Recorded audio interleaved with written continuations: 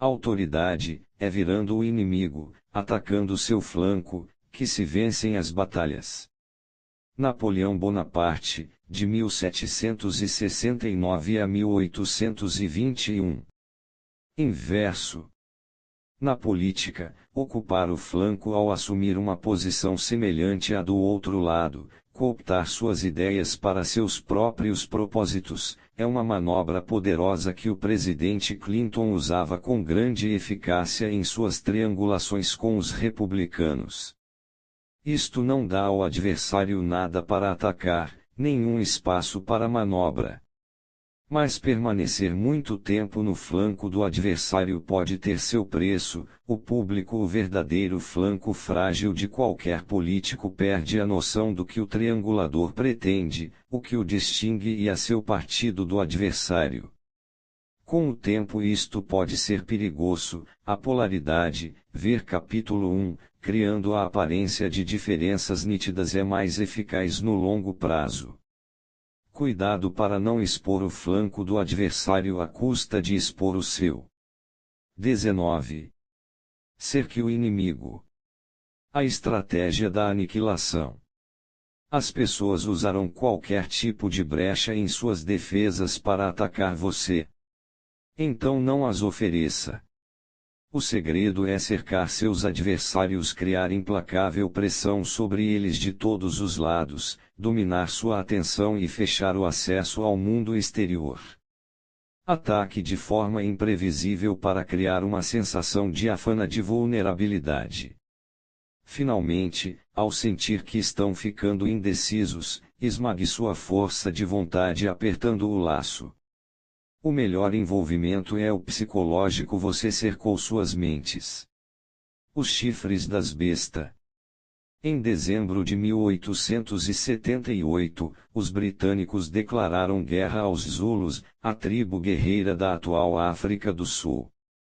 O pretexto bastante trivial eram os problemas entre a Zululândia e o Estado britânico de Natal. O verdadeiro objetivo era destruir o exército Zulu, a última força nativa remanescente ameaçando os interesses britânicos na área, e absorver os territórios Zulus em uma confederação de estados governada pelos ingleses.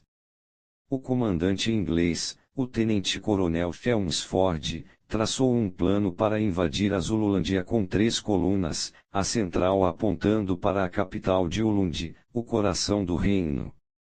Muitos ingleses em Natal ficaram entusiasmados com a perspectiva de guerra e com os benefícios em potencial de se apoderarem da Zululândia, mas ninguém estava mais excitado do que o coronel Anthony William Durnford, de 48 anos. William Durnford havia pulado de um posto avançado solitário do Império Britânico para outro, acabando por fim em Natal. Em todos os seus anos de serviço militar, Durnford não vira ação nem uma só vez. Queria muito provar seu valor e mérito como soldado, mas estava chegando a uma idade em que esses sonhos de rapaz não podiam mais se realizar. Agora, de repente, a guerra iminente colocava em seu caminho uma oportunidade. Ansioso para impressionar, Durnford se ofereceu para organizar uma força de elite formada por soldados nativos de Natal para combater ao lado dos ingleses. Sua proposta foi aceita, mas quando os britânicos invadiram a Zululândia, no início de janeiro de 1879, ele se viu eliminado da ação principal.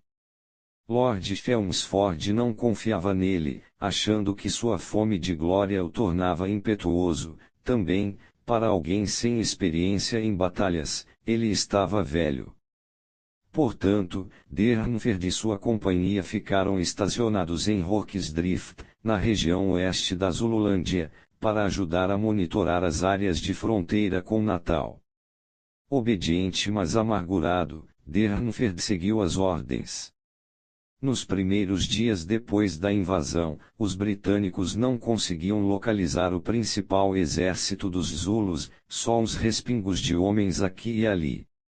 Estavam cada vez mais frustrados. No dia 21 de janeiro, Chelmsford pegou metade da coluna central que estava acampada aos pés de uma montanha chamada Isandlwana e a liderou para o leste em busca dos Zulus. Quando encontrasse o inimigo, ele avançaria com o resto de seu exército, mas os ariscos Zulus poderiam atacar o campo enquanto ele estava longe, e os homens em Hawksdrift eram suas reservas mais próximas. Precisando reforçar Isandlwana, ele mandou avisar Dernfeld para levar sua companhia para lá. Como coronel, Dernfeld agora podia ser o oficial mais graduado no campo, mas Chelmsford não podia se preocupar com as qualidades de liderança de Dernfeld. A batalha iminente era só o que ele tinha na cabeça. De manhã cedo, no dia 22 de janeiro, Dernfeld recebeu a notícia pela qual vinha esperando a vida inteira. Mal conseguindo conter sua excitação, ele liderou seus 400 homens para o leste até Isandlwana. Chegando ao campo por volta das 10 horas da manhã. Inspecionando o terreno, ele compreendeu por que Chelmsford havia colocado seu principal acampamento ali. A leste e ao sul ficavam quilômetros de campos ondulantes. Os Zulus aproximando-se daquela direção seriam vistos com bastante antecedência. Ao norte ficava Isandlwana, e mais além as planícies de Kutu. Este lado era um pouco menos seguro, mas sentinelas estavam colocadas em pontos chaves nas planícies e passagens na montanha. Ataques vindos daquela direção seriam quase certamente detectados a tempo. Mal havia chegado e Dernfeld recebeu a notícia de que uma força Zulu aparentemente grande tinha sido vista nas planícies de Kutu dirigindo-se para o leste, talvez com a intenção de atacar a metade da coluna central de Chelmsford pela retaguarda. Chelmsford havia deixado ordens explícitas para manter unidos os 1.800 homens em Isandlwana.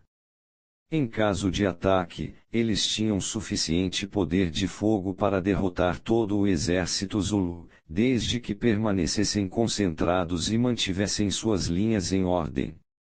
Mas para Dernfeld era mais importante encontrar a principal força Zulu. Os soldados britânicos estavam começando a ficar impacientes, sem saber onde estava este vaporoso inimigo.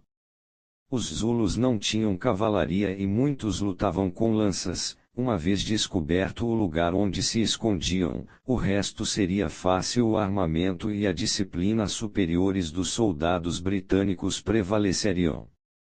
Dernfeld achou que Chelmsford era cauteloso demais. Como oficial sênior no campo, ele resolveu desobedecer às ordens e liderar seus 400 homens para noroeste, paralelo às planícies de Kutu, para ver o que os Zulus pretendiam.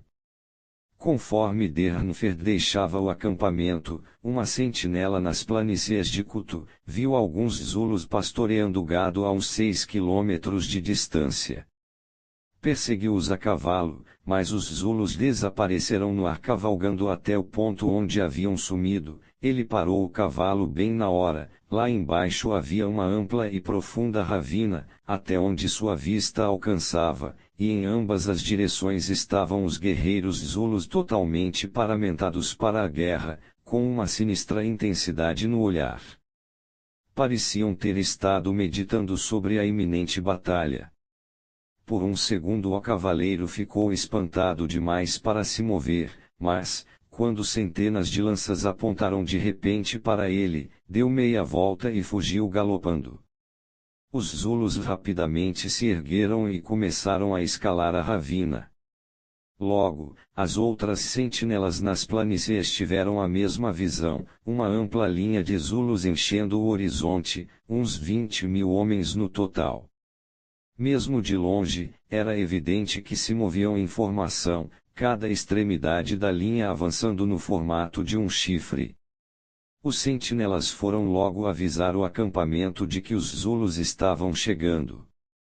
Quando Dernfeld recebeu a notícia, olhou para a crista da montanha lá em cima e viu uma linha de Zulus escorregando pela encosta.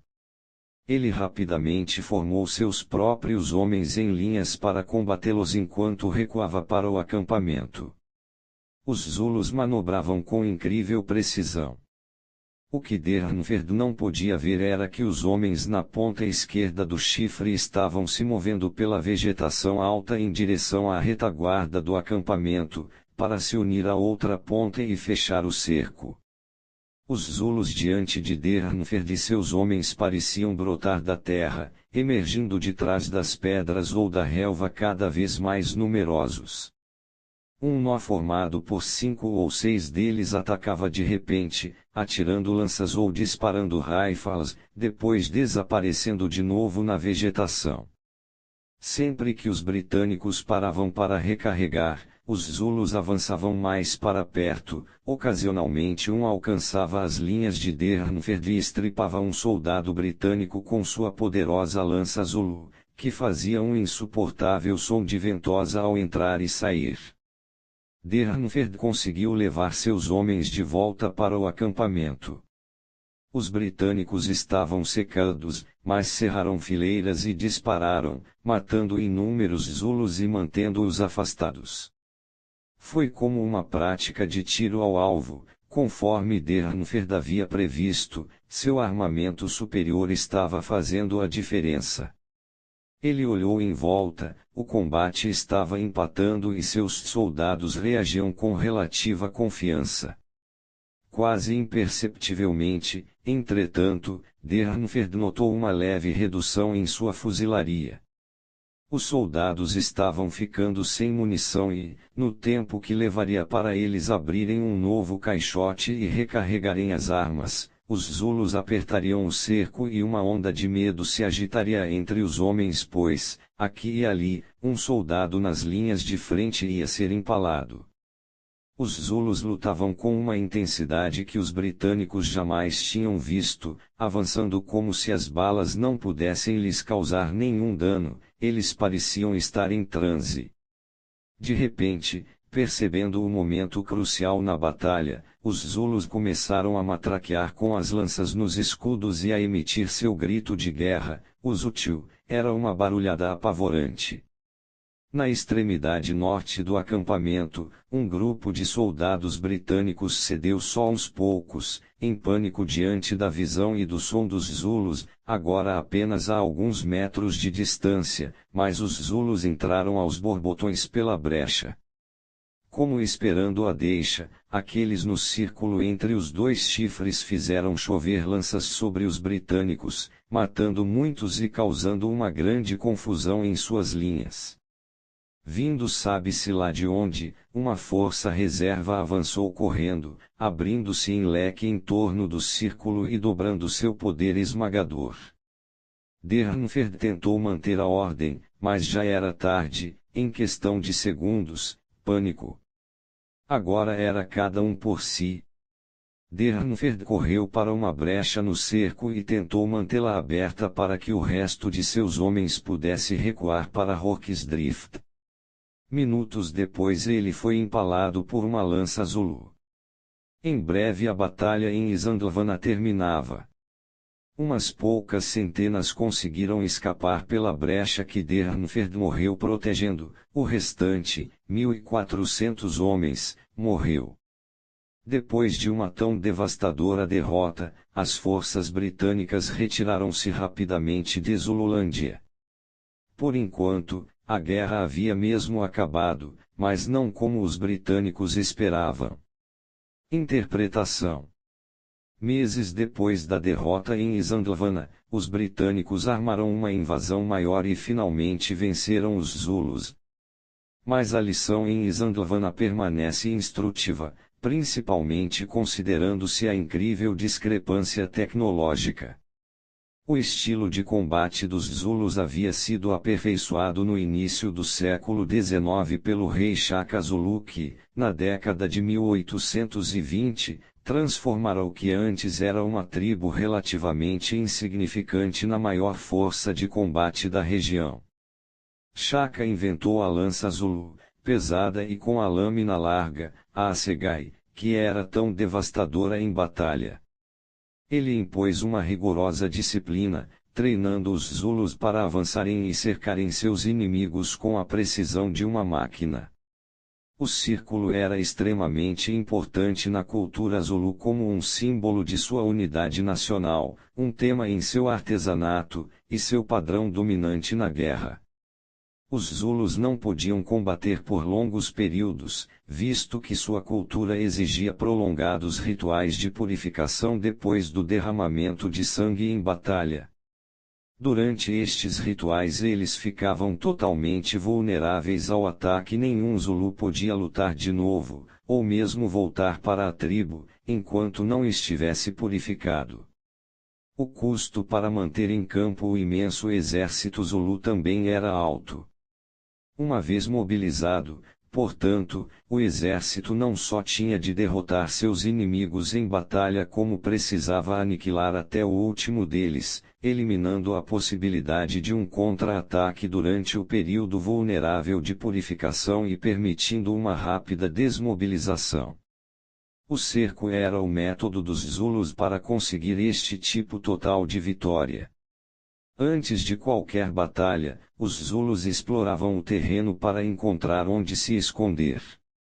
Quando se olha para os prados e as planícies da África do Sul, eles parecem oferecer uma ampla visibilidade, mas com frequência escondem ravinas e valas impossíveis de detectar de qualquer distância. Mesmo de perto, capim e pedras proporcionam uma excelente cobertura. Os Zulus moviam-se rapidamente até seus esconderijos, as solas dos pés duras como couro, de anos correndo sobre a relva. Eles enviavam grupos de batedores como distração para ocultar os movimentos da força principal. Uma vez tendo saído de seu esconderijo e se dirigindo para a batalha, os Zulus formavam o que chamavam de chifres, peito e lombo. O peito era a parte central da linha, que prendia e imobilizava a força inimiga. Enquanto os chifres dos dois lados a cercavam, movendo-se para as laterais e a retaguarda. Com frequência a ponta de um chifre ficava escondida por trás do capim alto ou de pedras, quando emergia para completar o cerco dava ao mesmo tempo um desagradável choque psicológico no inimigo. O lombo era a força reserva que ficava guardada para o golpe de graça. Estes homens quase sempre ficavam de costas para a batalha, para não se excitarem demais e avançarem antes da hora. Anos depois de Isandlwana uma comissão culpou Dernfeld pelo desastre, mas na realidade a culpa não foi dele. É verdade que os britânicos se deixaram cercar, mas eles conseguiram formar linhas em uma ordem decente e revidar com bravura e bem. O que os destruiu foi o que destruía todos os adversários dos Zulus, o terror criado pela precisão de seus movimentos, a sensação de estarem sendo cercados em um espaço cada vez mais apertado, a visão ocasional de um companheiro soldado sucumbindo à horrível espada Zulu, os gritos de guerra, as lanças que choviam no momento de maior fraqueza, o pesadelo de verem uma força reserva juntando-se de repente ao círculo. Apesar de toda a superioridade de seu armamento, os britânicos desabaram sob esta pressão psicológica calculada. Nós, humanos, somos criaturas extremamente espertas, na desgraça ou diante de um contratempo, quase sempre encontramos um jeito de nos adaptar, de inverter a situação. Procuramos uma brecha e com frequência a encontramos, vivemos de esperança, malícia e vontade. A história da guerra está repleta de relatos de ajustes dramáticos e inversões, exceto em um lugar, no cerco. Seja física ou psicológica, esta é a única verdadeira exceção para a possibilidade de inverter as coisas. Quando executada como deve ser, esta estratégia não dá a seus adversários nenhuma brecha para explorar, nenhuma esperança. Eles estão cercados, o círculo está apertando. No espaço abstrato da guerra social e política, o cerco pode ser qualquer manobra que dê a seus adversários a sensação de estarem sendo atacados por todos os lados, sendo empurrados para um canto e sem esperança de um contra-ataque. Sentindo-se cercados, a força de vontade deles enfraquece. Como os Zulus, mantenha uma tropa de reserva, o lombo para funcionar com seus chifres. Você os atinge com estas forças quando sentir que estão ficando mais fracos. Deixe que a falta de esperança da situação em que se encontram cerque suas mentes. Você deve fazer seu adversário reconhecer a derrota do fundo de seu coração. Miyamoto Musashi, de 1584 a 1645. Chaves para a guerra. Milhares de anos atrás, nós, humanos, levávamos uma vida nômade, vagando por desertos e planícies, caçando e colhendo. Depois, passamos a viver em povoados e a cultivar nossa comida. A mudança nos trouxe conforto e controle, mas nosso espírito, em parte, permanece nômade. Não podemos deixar de associar o espaço para andar de um lado para o outro com uma sensação de liberdade. Para um gato, espaços apertados, fechados, podem significar conforto, mas para nós eles evocam sufocação. Ao longo dos séculos, este reflexo tornou-se mais psicológico, o sentimento de termos opções em uma determinada situação, um futuro com perspectivas, traduz-se em algo como a sensação de espaço aberto.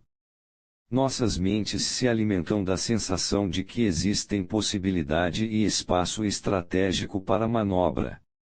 Ao contrário, a sensação de cerco psicológico é profundamente perturbadora para nós, muitas vezes nos fazendo reagir com exagero. Quando alguém ou alguma coisa nos cerca reduzindo nossas opções, assediando-nos de todos os lados, perdemos o controle de nossas emoções e cometemos os tipos de erro que tornam a situação ainda mais desesperadora. Nos grandes cercos militares da história, o maior perigo quase sempre é o pânico e a confusão interna. Incapazes de ver o que está acontecendo do lado de fora do cerco, perdendo o contato com o mundo exterior, os defensores também perdem o controle da realidade. Um animal que não possa observar o mundo ao redor está condenado. Quando tudo que você é capaz de ver são Zulus se aproximando, você sucumbe ao pânico e à confusão. As batalhas do dia a dia ocorrem não em um mapa, mas em uma espécie de espaço abstrato definido pela capacidade da pessoa de manobrar, agir contra você, limitar seu poder e reduzir seu tempo para reagir. Dê a seus adversários lugar neste espaço abstrato ou psicológico e eles o explorarão, não importa o quanto você é poderoso ou suas estratégias, brilhantes, portanto, faça com que eles se sintam cercados. Reduza as possibilidades de ação deles e feche suas rotas de fuga. Assim como os habitantes de uma cidade cercada podem aos poucos perder a cabeça, seus adversários ficarão enlouquecidos com a falta de espaço para manobrarem contra você. Há muitas maneiras de envolver seus adversários, mas talvez a mais simples seja aplicar ao máximo a força ou vantagem que você tem naturalmente em uma estratégia de cerco. Em seu esforço para controlar a caótica indústria de petróleo americana na década de 1870, John D. Rockefeller, fundador e presidente da Standard Oil, trabalhou primeiro para ganhar um monopólio das estradas de ferro, que na época era o único meio de transporte de petróleo. Em seguida ele avançou para conquistar o controle dos oleodutos que ligavam as refinarias às estradas de ferro. Produtores de petróleo independentes reagirão unindo-se para financiar um oleoduto próprio que fosse da Pensilvânia até a costa, driblando a necessidade de estradas de ferro e a rede de oleodutos de Rockefeller.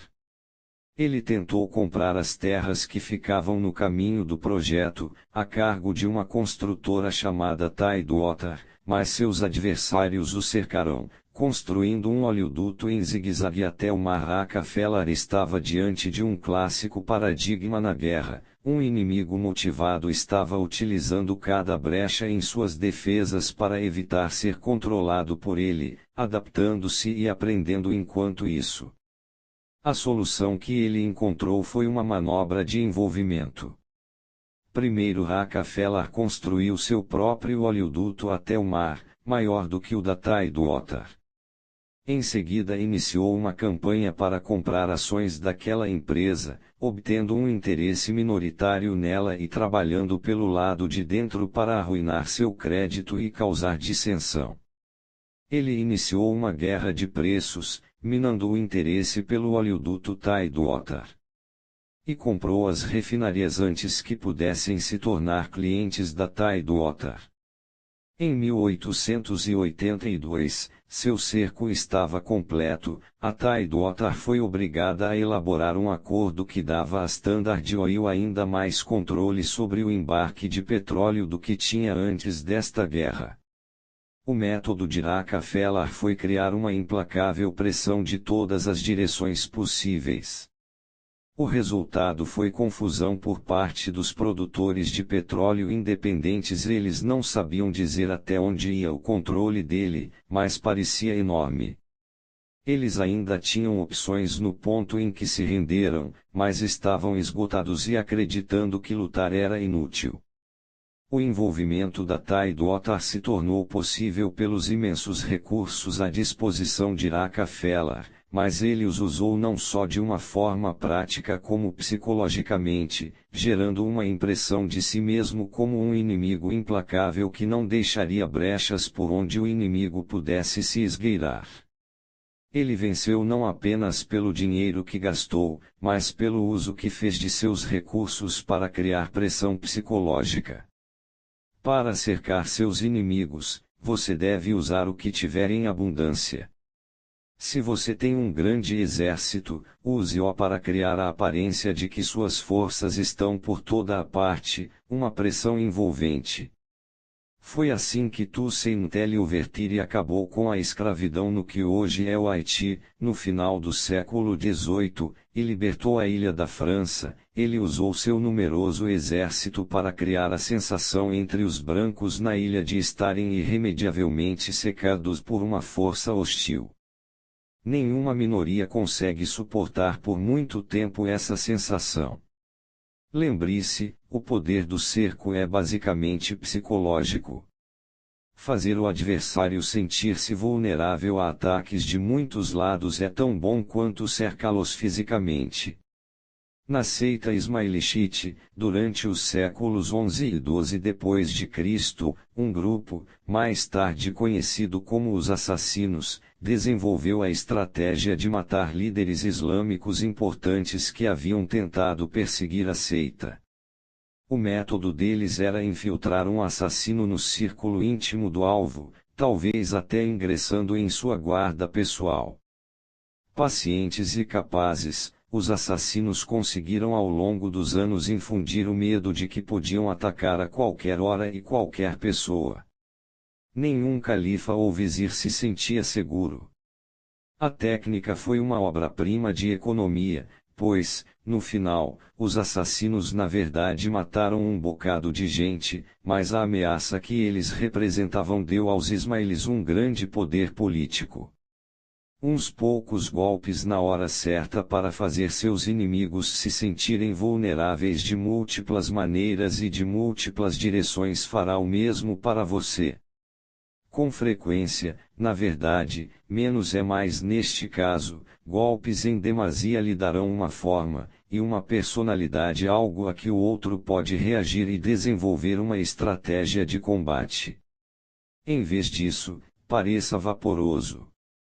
Faça suas manobras serem impossíveis de prever. Seu cerco psicológico será ainda mais sinistro e completo. Os melhores cercos são aqueles que se alimentam das vulnerabilidades inerentes do inimigo, as que já existiam antes. Atenção, portanto, aos sinais de arrogância, imprudência ou outras fragilidades psicológicas. Assim que Winston Churchill viu o traço paranoico em Adolf Hitler, trabalhou para criar a impressão de que o eixo podia ser atacado de qualquer lugar: Balcãs, Itália, oeste da França. Os recursos de Churchill eram escassos, ele só podia se referir a estas possibilidades blefando. Mas não bastava isso, um homem como Hitler não podia suportar a ideia de estar vulnerável de que direção fosse.